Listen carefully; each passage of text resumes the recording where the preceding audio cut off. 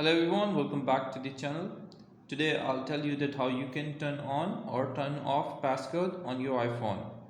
What you need to do is just go to the settings, and after going to settings you need to swipe up and you need to find Face ID and passcode. Tap on it, and after tapping on it, as in my case I have already turned on the passcode, so that's why it's asking me the passcode.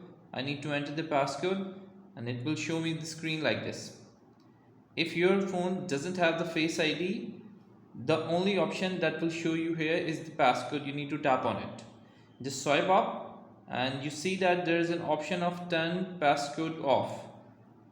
If your passcode is already off and you want to enable it, here it has written turn passcode on. You need to press it down and turn passcode off. It will ask you for your Apple account. You need to put your Apple account and then it will automatically turn off the passcode.